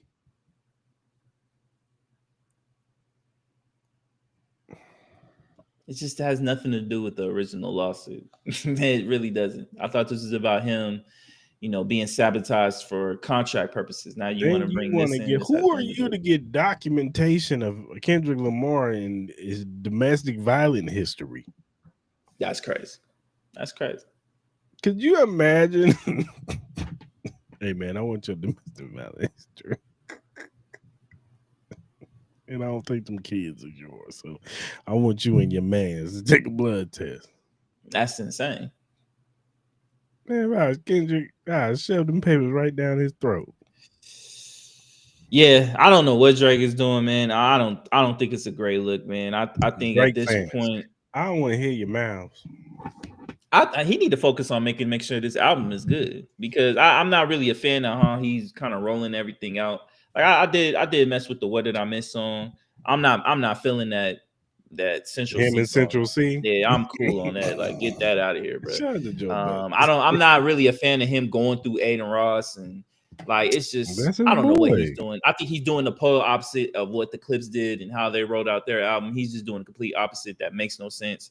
I don't know, man. At this point with Drake, I've said it for the last year. I think he just needs to disappear. Just disappear for like two years, man. Get your thoughts, kind of escape away from this Kendrick Lamar thing, because I think you're over obsessing over this. You're over obsessing a battle that you lost, you lost, and that you made some claims that weren't true. Kind of saying the same with Kendrick and with the kid thing and all that. It's just, this is all over a rap beef battle that it should be over with, and we should all be moving forward with. But he started the whole naming his wife first. He did. On the push-up track. Then Kendrick goes on Euphoria and says, "Hey man, listen, let's just keep it surface level and just keep it rap. Like, we could keep it right here. Like, I don't even really want to go there with you, brother."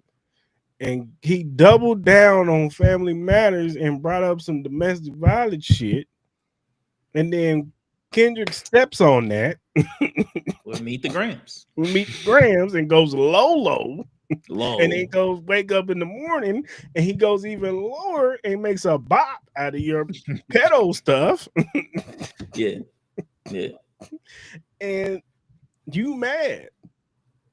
I think not like us even got back into the charts after they announced this stuff.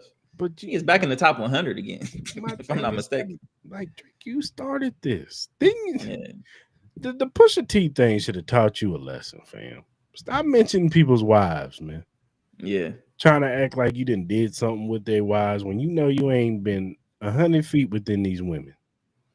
No, you did it with Pusha with the Virginia Williams thing, and then Pusha exposed you. But he didn't have a lot of star power to do what Kendrick did. No, yeah. Just let it go, bro. You bet your match, and that's Kendrick Lamar. That's facts. I don't know what the end goal is with Drake. I don't know what your end goal is because again, this is supposed to be about you losing out on a big time contract that UMG and Kendrick Lamar and all these people supposedly try to ruin you so they can lowball you on a contract. Now to say this has nothing to do with that. So like, what is your ultimate end goal? The reality of the situation. Your rep is pretty much ruined. Reality of the situation is this: Drake, as a superstar, was up there with the Beyoncés and the Taylor Swifts. He was getting up there with the Michael Jacksons. That's what I'm saying. Like he was a superstar, but now, even though he still has fans and they ride for him, shout out to Kit Kat, they ride for him. Oh, but, but since this battle, you could just tell he's never took a real loss. Because like I said, take an L, because even with the Pusha T stuff, like I said, he was able to bounce back because Pusha T wasn't the big superstar. And people were still people were still like, yeah, that was dope, but not us, but you know, the casuals was like, okay, that's cool, but we still ride with him. Okay, he got a son, whatever. But then when Kendrick started doing his thing, it was like, damn. How much pressure do you think is on Drake for this album to succeed? To be quite honest with you, when you get fans like Drake has, I don't think you have any, because they're gonna say it's dope. Just like they said the Party Next Door shit was dope.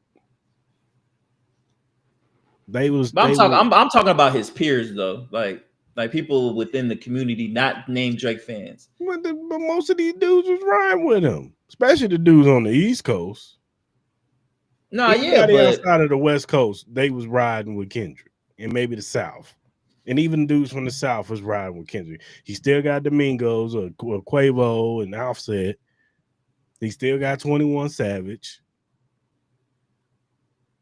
I think this album has to compete with the Clips and the Freddie Gibbs stuff for a rap album of the year. It has to compete. If it doesn't compete with that, I think it's a problem. Because he's already down one. Because if that Central C song is on there, then he's already down bad. Even the What Did I Miss track is, even though I think it's cool, but it's not like honestly, it's a cool little bop. It's a bop, but did it stick? No. It didn't, because we're not even rapping. Like, you don't hear nobody rapping it. You don't see no TikToks on it. You don't hear that shit. Like, obviously, I'm not in the club every day, but you know what I mean. But I still see people doing peekaboo. Not like us. Yeah, A minor, all that shit. All that stuff. I still see people doing TikToks on that. So it's like, even the Clips album stick. Because he's going up against quality shit. He's going up against Tyler. He's going up against Clips. He's going to get against Freddie Gibbs. You still got maybe a potential J. Cole album. You got, some other shit, coming out. You know what I'm saying? Like, so. Yeah, I don't know. I'm not. Like I said, the Central C song, he should have kept that to himself. But he's trying to use London now. And London's the worst. That's the worst avenue to go, bro. Yeah, I would prefer you going back to the Caribbeans or something at this I point. don't that Like, bro, just go back to bro. Just go back to So Far Gone, Drake, bro. Just go back to So Far Gone, Drake, bro. Just give us the raps, bro. We don't need the accents. We don't need none of that stuff. Just give us your true self in rap. and stop this tough guy act when you're not tough. You can't be tough and sue people. Not with fake abs. Nah, you can't do that. Nah, not with fake abs. Stop this tough guy stuff. You get your shit rocked in, boy. And it's like, bro, I'm trying to, like, I've moved past the Kendrick and Drake. I've been over that. Like, Yeah, that's over. It's done. Dead. I think a lot of people need to get academics, please, bro. Just, I'm tired of hearing about bots. This, like, bro, it's over, bro. It's over. Like, there's nothing that you can say or do or try to prove that's gonna make people forget, not like us, and the impact that Kendrick Lamar had and Drake, but what Kendrick Lamar was able to do for the West Coast and for himself. Like, that's not going to change, bro. There's nothing you can prove with bots, or even if UMG did all this, no one's going to care, bro. At the end of the day, no one's going to give two shits about that. All they're going to remember is Not Like Us was the biggest bop of last year. Mm-hmm. Song of the year for everything. GNX was an amazing album that was really, really good. Mm-hmm. And if your boy does not produce on Iceman and doesn't give us a quality album that can compete with GNX's, you know, the Clips album, the Freddie Gibbs album, the Tyler the Creator album, or anything else that is with substance, you will be looked at. Bro, I think on some other shit. I think Iceman is gonna give you the same music he's been giving us. Yeah, I'm saying if it's gonna be like the Central C stuff, tuck that away, bro. Like, just keep that, bro. Keep that in the tuck and don't ever bring it out, bro. Because it ain't it. I'm sorry, it ain't it. It takes Joe Budden to mimic that. That'd be funny. Bro, that shit, like, bro, come on, man. Like, people are trying to force themselves to like that song. Like, that's how you know it's bad. Like, even with the Nokia song, like, I understand the little shit, like, and I get the trendy shit, but you cannot tell me that is Drake's top 30 song. It's not. It's really not. It's not even close. It may not even be his top 50 great best songs. It's not. Terrible. That song is not that good. I get the catchiness to it. I do. But again, I think if this battle never happened and Drake drops Nokia, I don't think it's as big as people think. People are looking like, that's Drake. That's what we dropping? Word? That shit is terrible. Word? That album was terrible. I'm sorry. Come on, man. What are we doing? All right, man. Let's keep it pushing, man. Let's not make it too late. Your girl Ari Lennox is at it again, bro. She already stated about Martin Lawrence and how, you know, the conversations and jokes that he did towards Pam was demeaning dark-skinned black women. Now she's back at it, talking about how Bernie Mac's jokes were really offensive to her. What is your advice for Ari Lennox with all these? Stop listening to it. Stop watching comedy then. Stop watching comedy. I'm tired of people critiquing comedy, dog. Comedy has always crossed the line. Yeah. It is always crossed the line. That's why it's comedy. It's an art to it too. Like, yeah, you can't just say any wild shit and get away with it. You have to have some kind of like. It's all about delivery. It's all about timing. It's all about how you deliver the punchline. And Bernie Mac is one of the greatest comics of all time. We're not doing that. Martin Lawrence is one of the greatest comics of all time. We're not doing this. We're not going back and looking at the stuff in the 90s. And I hear some of these think pieces and people talk. Y'all weren't even thinking about this. These are fictional characters. And y'all sit up here mad. We came up on running dozens. Dog, I went to Palo Verde High School. You had to come into school with a full clip of jokes. Because if you didn't, it was going to be a long day for your ass. Mm-hmm. But that's how you came up. Even with your boys. You be at your boy house. He be at your house. Y'all get the bagging on each other.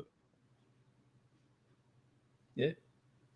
And that's just life. Family members. You see your cousin, y'all get the bagging on each other. That's what Pam and Martin was doing. But Martin you would have a little bit of an argument if he was just like this towards her. But he was like that towards Tommy. He was like that towards Cole. He was like that even towards Gina. and anybody that was in his vicinity, he would have jokes. But the thing about Pam was she had jokes too.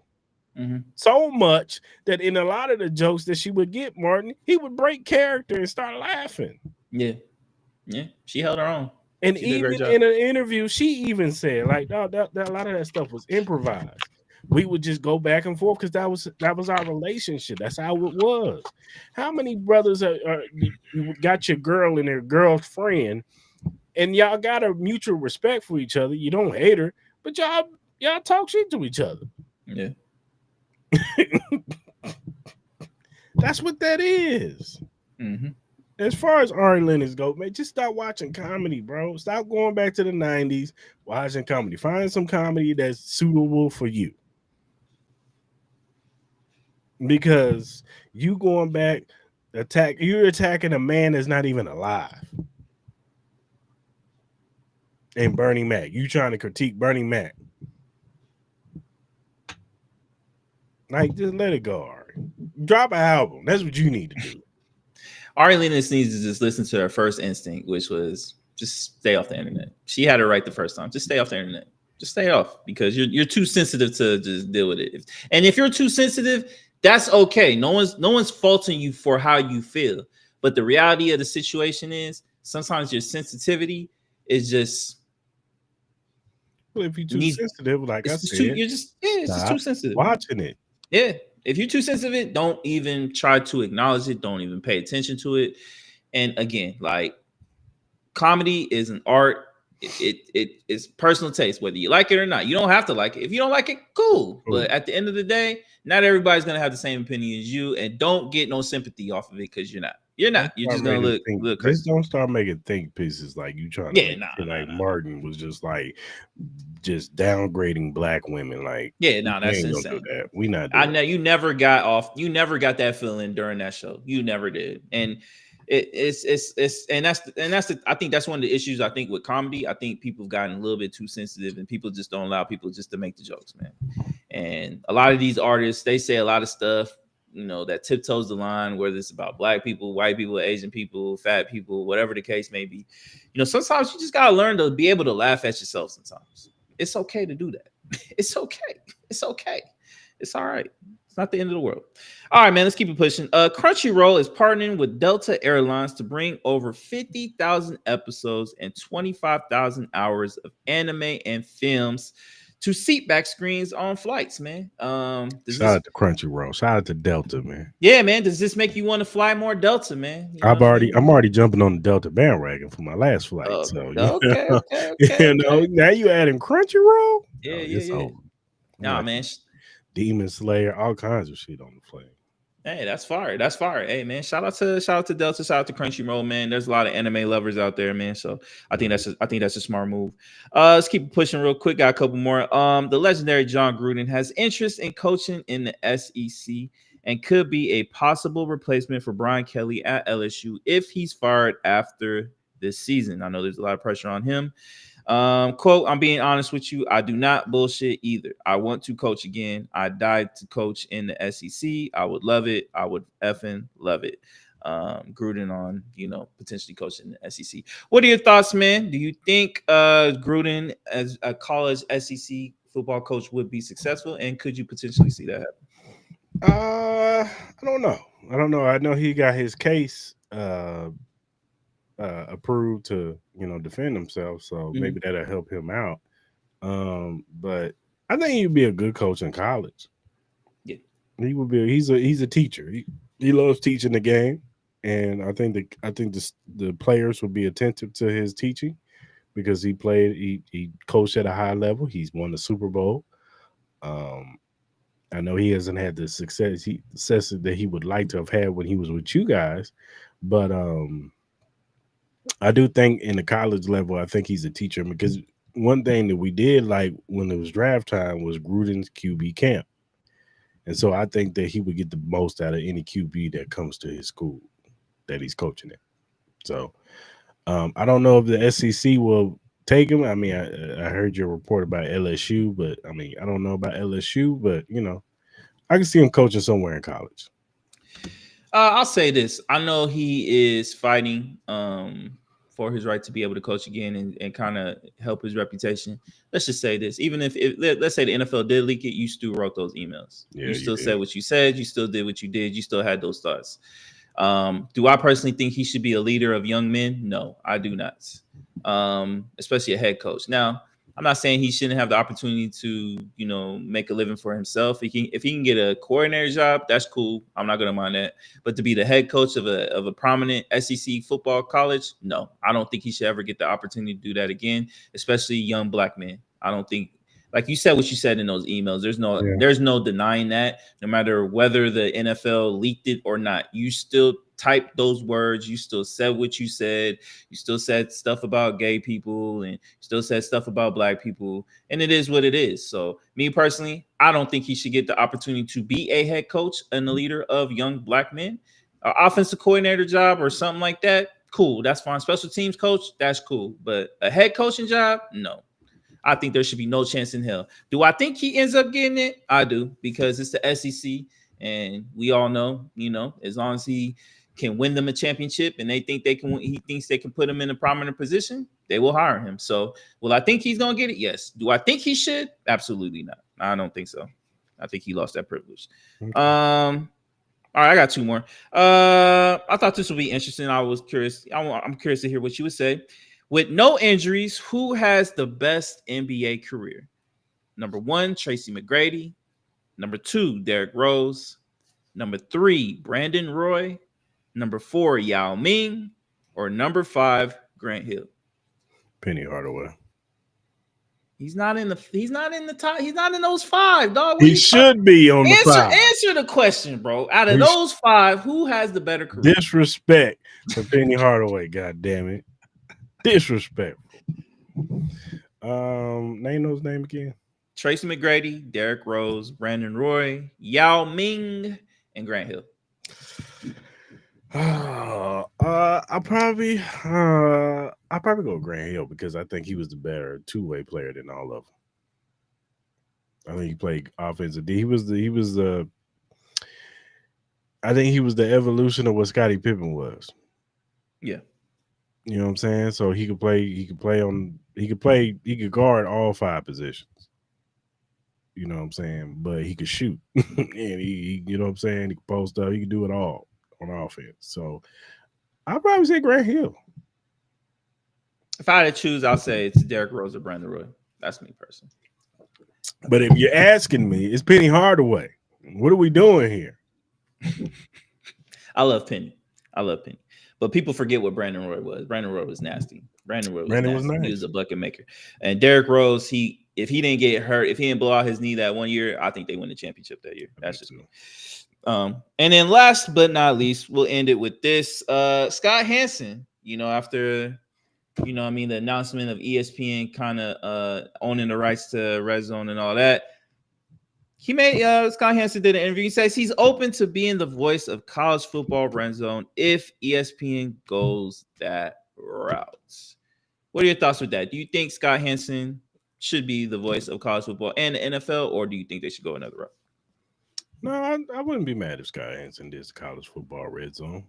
It'd be interesting to see how they do that because ESPN only shows a certain amount of games. Yeah, they don't have all the rights and stuff like that. Yeah. Whereas in the NFL, it's just NFL. So it'll be interesting to see how that goes. Because if you're gonna do college Red Zone, you would want if this game and this game is going on, if Alabama's playing this team and LSU is playing that team, then I want to know what's going on in both. So So, yeah, that would be interesting. I don't know how they would do that.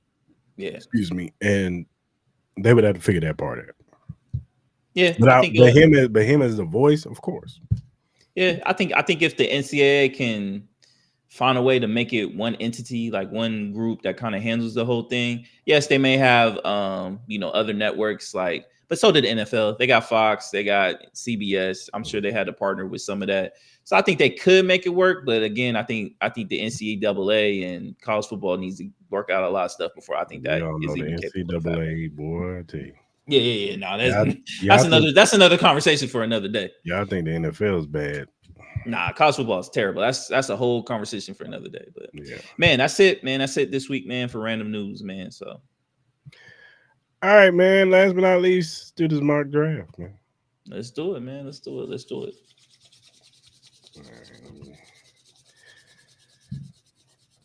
ESPN fantasy football. Somebody else can cook these lamb chops. I'm starving.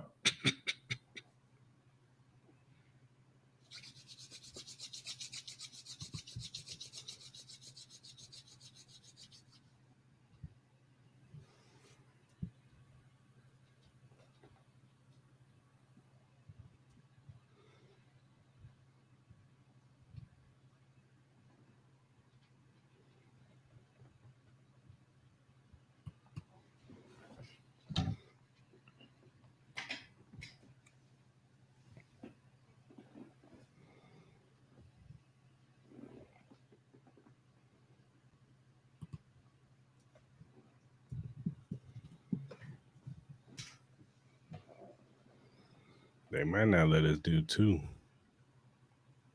Oh, we could just do one. We can just go back and forth. That's fine. No biggie. No biggie.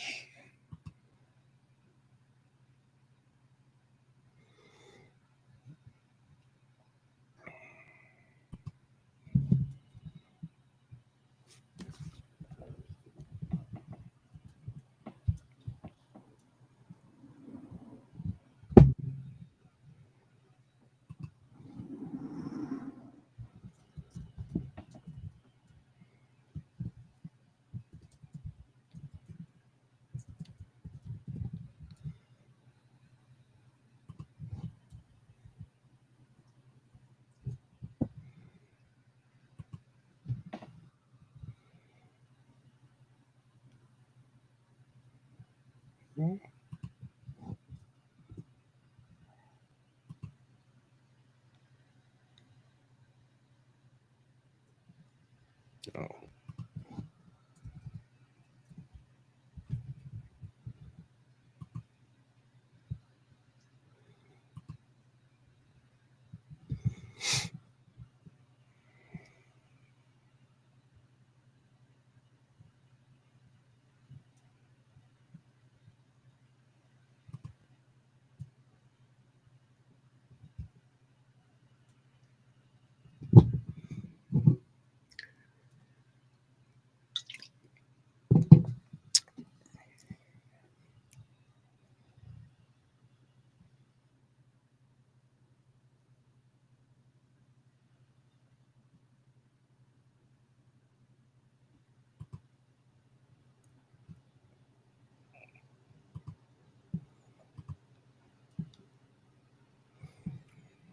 All right, we on the clock. Taking Jamar Chase. Where we at? One? Number one? Yeah. Jamar Chase. Jamar Chase should be everybody's number one overall pick.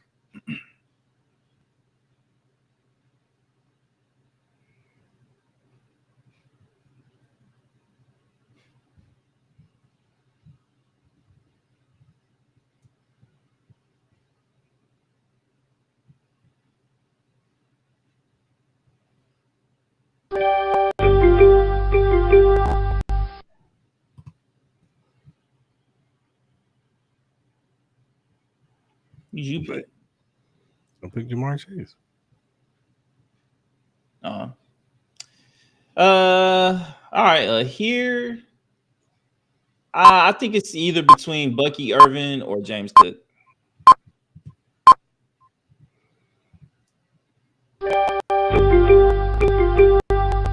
I would probably go James Cook right here. You want James Cook? Or you can do Brock Bowers. Let's do James Cook. All right, we got two running backs. Let's go back to wide receiver.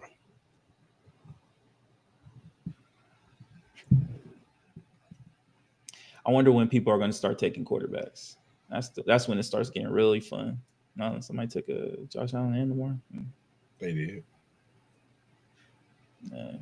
Jane Daniels is gone.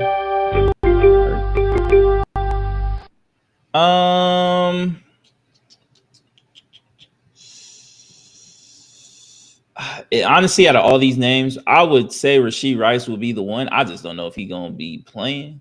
He's gonna get suspended, so no. Yeah, he's gonna get suspended. So DJ Moore. go DK.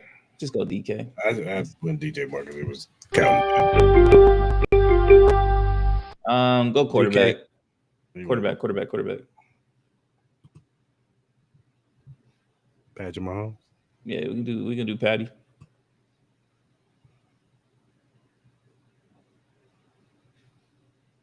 All right, tight ends next. Nah, fuck tight ends. Nah. I'll say stick to getting more running backs and receivers.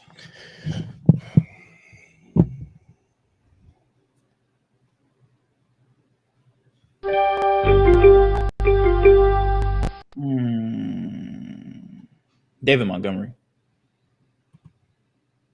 Take David.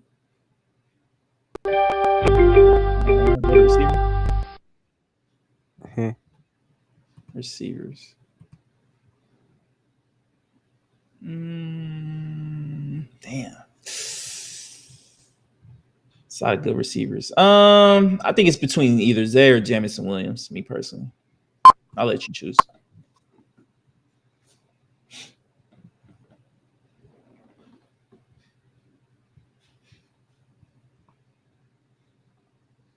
Back to running back.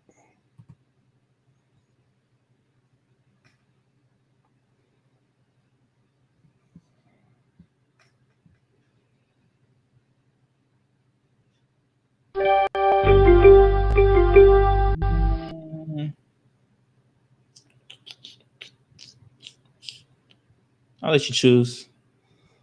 Damn.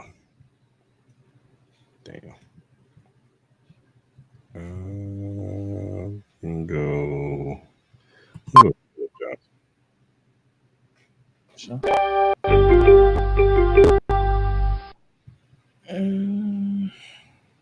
What tight ends are available?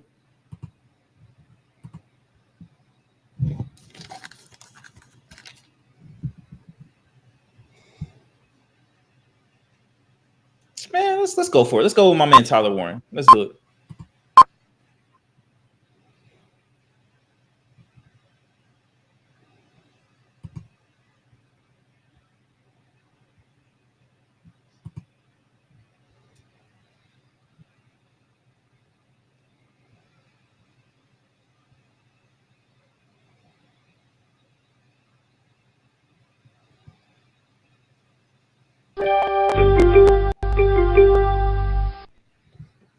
You got either Deebo Samuels or Michael Pittman. Ugh. I'll say Keon Coleman. That's just me. I don't trust Keon. All right, who would you choose? Give me Michael Pittman.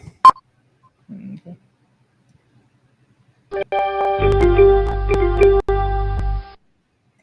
It's a running back. Travis Etienne. Tanks Bigsby. I don't know. They're splitting. Austin Jerome Ford. I like Jerome Ford. Especially with Quinshawn Judkins. He ain't playing. Let's get a backup quarterback.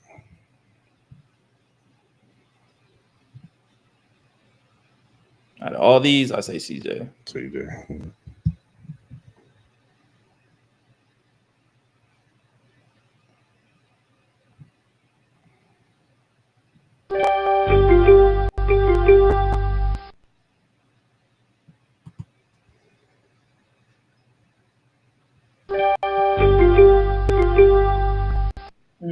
What we have? We have 3 receivers, or we got 3 running backs. You got 2-2. 2-2. Adam Thielen. Let me get Adam.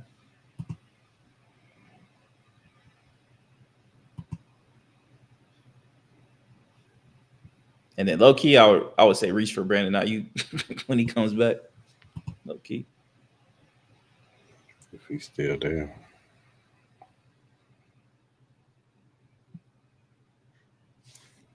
And they got my boy Jack Betts getting 119 fantasy.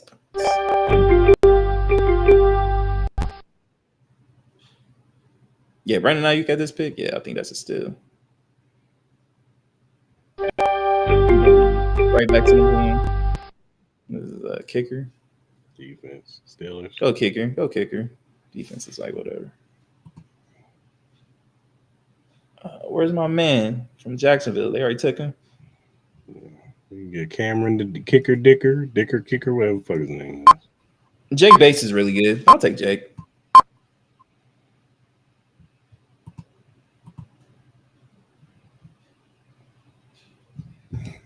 And defense, whoever's opportunistic.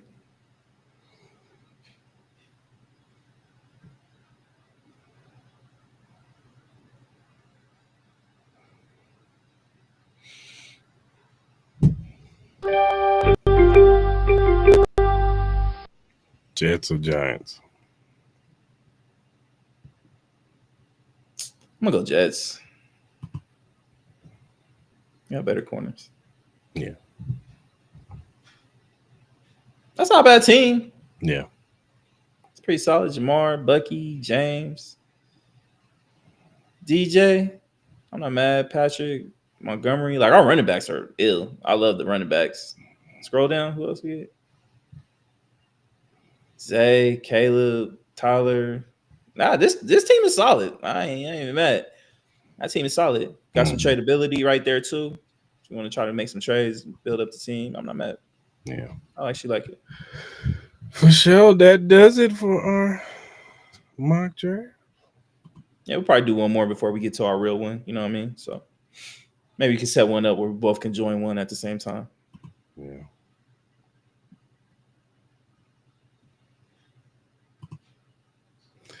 All right, man. You got anything else? Man, shout out to the Aces, man. 5 in a row. 5 in a row. Big win over the Liberty after I think the last game they played. They lost by like damn near 30, 40 points, man. That game put a boost in them, and I think Becky Hammond did the best thing she did was putting Jewel Lloyd off coming off the bench. Because Jewel Lloyd has been playing a lot better since she's been coming off the bench. She had 20-something points tonight. I think she had 20-something the other night. So she's been playing a lot better coming off the bench.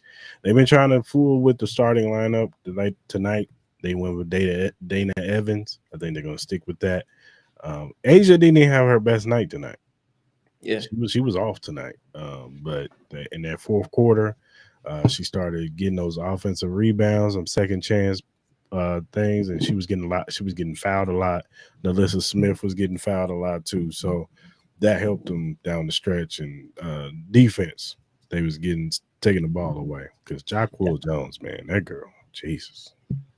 They didn't even have. I don't think they have Breonna Stewart tonight. They don't. Either. They didn't need her because they got the other white girl that they signed. Yeah, no, she nasty. Nice minor. She had like 20-something points. Yeah, she good. She good. No, I'm really excited. You know, WNBA playoffs, man. They should be coming up pretty quick. I think they got maybe about like a couple weeks left in the season. So, if the Aces can stick with it, I think they got a chance. Mm-hmm. Easy. Do you think Judkins plays this year? I don't know, man. I'm gonna be honest with you. Even if he does, I don't think he's gonna have any significant impact because you got to think he's easily probably gonna get 4 to 6 games. He still hasn't signed his contract. He has done no training camp at all. So even if he does, he'll be very sparingly. They're gonna put him on the physically unable to perform list. Even if he does get an opportunity to play, I don't think he'll have a major impact at all. So and it'll be towards probably like the later part of the year. So he's not even signed yet. Nope. So I would, if you're gonna think about drafting him, don't even think about it. Wait till next year. Yeah. Take his other partner. Travion Henderson. Yeah, take him. He'll be nice as far as fantasy purposes. But Judkins, stay away from him this year. Thanks for watching the show. Easy. Yes, sir. Appreciate you, Easy. All right, man. If you look at the screen, you'll see our QR code for our WWE shop. Scan that. You'll get all the latest merch from, Rhea Ripley, Bianca Belair, Jade Cargill, Io Sky, Roman Reigns, Seth freaking Rollins, Gunther, Jay Uso, whatever your cup of tea is, whatever your flavor is. You scan that QR code, you get your latest WWE merch.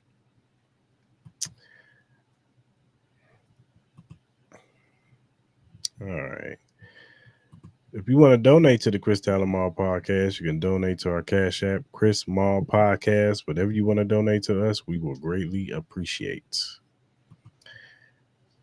Also, whatever streaming platform you use to listen to your podcast, we are available on Spotify, Apple, Google, Amazon, iHeartRadio. First time watch on YouTube, hit that subscribe button, that like button, that notification button. So when we go live on Mondays at 10 a.m. Pacific Standard Time or Wednesday nights at 9-ish p.m. Pacific Standard Time, you could jump in the live. You could talk about these topics with us. We want to get your opinion. You agree with us or disagree with us. We want to hear from you. Just, talk to us nice. Don't be in the comment going crazy on us, but give us your opinion. We want to hear from you. If you're listening on the playback, leave a comment in the comment section. Whatever social media platform you use to do your social media on, we're available on X, Instagram, TikTok, Facebook, Threads, Twitch, Kick, whatever you use to do your social media on, we're available.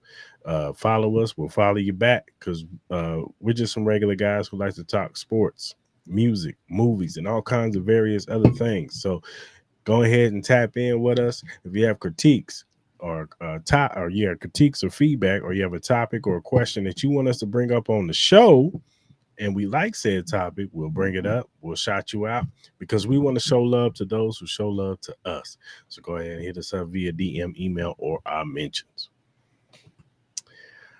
All right, good people. Hope you guys have a good rest of your week. We will be back Monday morning with all the latest sports and other various news over the weekend. Y'all be safe out there. Enjoy the preseason week 2. Football season is upon us next week. College football will be starting, so we'll be talking about that too. So buckle up, people, because football season is here. All right. Yes, sir. So until next Monday, we out of here. Stay blessed, y'all.